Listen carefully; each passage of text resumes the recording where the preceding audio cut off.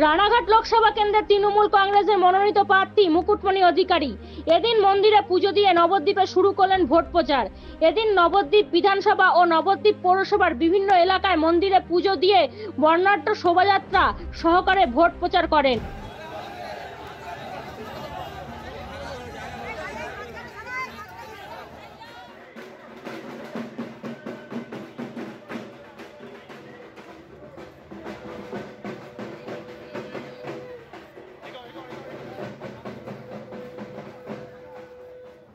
Vote প্রচার শেষ করে সাংবাদিকদের মুখোমুখি হয়ে মুকুটমণি বলেন, বিদায় সাংসদ নবদ্বীপ বিধানসভা এলাকার কিছু করেননি।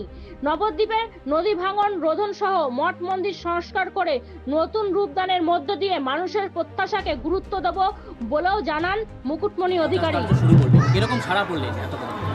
দেখুন, বেশ কটা মন্দিরে মঠ মন্দিরে আমরা গেছি সকাল থেকে এবং মহাপ্রভু শ্রীকৃষ্ণের আশীর্বাদ নিয়ে আমরা কিন্তু আজ শ্রীরাধার আশীর্বাদ নিয়ে আমরা কিন্তু আজ ভোট প্রচারে অবতীর্ণ হয়েছি এবং নবদ্বীপের মানুষের সঙ্গে একটা আত্মিক সম্পর্ক রাজনীতির ঊর্ধ্বে উঠেই আমার আছে এবং এই এলাকার সনাতনী চিন্তাভাবনার মানুষ তারা কিন্তু দুহাত ভরে আশীর্বাদ করছেন। আপনারা দেখেছেন যে কাতারে কাতারে ভক্তরা তারা কিন্তু আজকে বেরিয়ে এসছেন এবং সকলের সাথে আমার কথা হচ্ছে, ওনারা আশীর্বাদ বর্ষণ করছেন।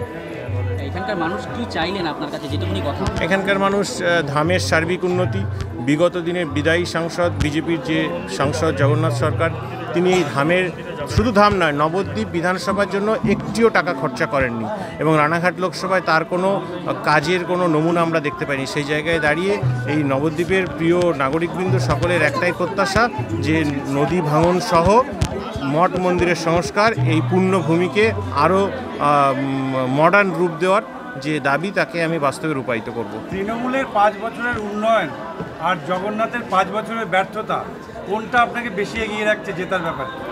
দেখুন, অবশ্যই মমতা ব্যানার্জির যে উন্নয়ন, বিভিন্ন প্রকল্পের মাধ্যমে আবাল বৃদ্ধ বনিতা রাজনীতির ঊর্ধ্বে উঠে ধর্মের ঊর্ধ্বে উঠে 10 কোটি মানুষের দ্বারে দ্বারে যে পরিষেবা পৌঁছে দেওয়া, সেটাই একমাত্র মূল এজেন্ডা। কিন্তু সেই সাথে সাথে বিগত দিনের বিদায়ী সাংসদ বিজেপির যে সাংসদ জগন্নাথ সরকার তিনি যে মানুষের পাশে দাঁড়াননি, মানুষের কাজ করেননি, করোনার সময় তাকে পাওয়া যায়নি, মানুষ তাকে চেনেই না, সেটাও কিন্তু এবারের রাজনীতির একটা অন্যতম বিষয়। প্রচার যত এগোচ্ছে আপনার কি জেতার ব্যাপারে কনফিডেন্স বাড়ছে?